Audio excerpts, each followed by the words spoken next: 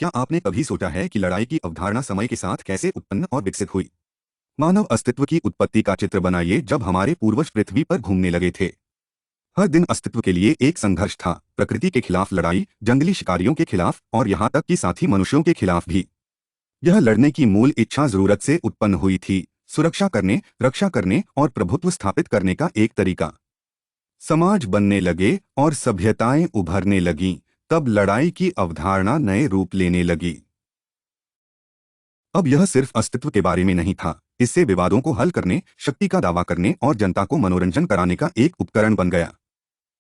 उदाहरण के लिए प्राचीन रोम में ग्लैडिएटर प्रतियोगिताएं भीड़ के लिए एक तमाशा थीं, जो कि क्रूर युद्ध का प्रदर्शन था और सम्मान और कभी-कभी मौत की लड़ाई के लिए लड़ी जाती थीं। मध्ययुग में लड़ाई की अवधारणा अक्सर शिविरी और नाइटली ड्यूल से जुड़ी रहती थी। डबवर्स से चलता हुआ ये झगड़े सिर्फ शारीरिक कौशल के बारे में नहीं थे, बल्कि रणनीति, तंत्र मंत्र और मानसिक शक्ति के बारे में भी थे। आधुनिक युग में जाकर लड़ाई की अवधारणा फिर से विकसित हुई है। डबवर्स से पावर लिया गया। बॉक्सिंग रिंग से लेकर फुटबॉल के मैदान तक, कोर्टरूम की लड़ाई से लेकर राजनीतिक बहस तक, लड़ाई हर जगह चल रही है। अब यह बस शारीरिक ताकत के बारे में नहीं है, इसमें दृढ़ता, टिकाऊता और जीत की इच्छा भी होती है। लेकिन लड़ाई हमेशा दूसरों के खिलाफ होती नहीं है। कभी कभी सबसे ज्यादा टक्कर अपने आप से लड़ी जाती है, डर, संदेह और अपनी सीमाओं के खिलाफ लड़ाई। ये लड़ाइयां हमारी पहचान हैं, जो हमारे चरित्र को आकार देती हैं और हमारे भाग्य को तय करती हैं। तो आज हमने क्या सीखा है यार?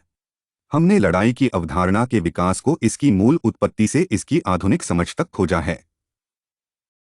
हमने देखा है कि यह हमारे समाज, खेल और जिंदगी को कैसे आकार दिया है।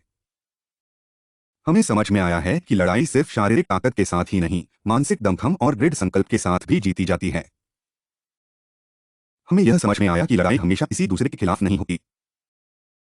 कभी कभी सबसे महत्वपूर्ण लड़ाई हमारे अंदर की लड़ाइयाँ होती हैं, और ये ही लड़ाइयाँ हमारे व्यक्तित्व और हमारे भविष्य को परिभाषित करती हैं। तो अगली बार जब आप लड़ाई में हो, तो याद रखिएगा कि यह सिर्फ जीतने या हारने के बारे में नहीं है। यह उस चीज के लिए खड़ा होने के बारे में है जिसमें आप विश्वास करते हैं और सीमाओं को आगे बढ़ाते हैं।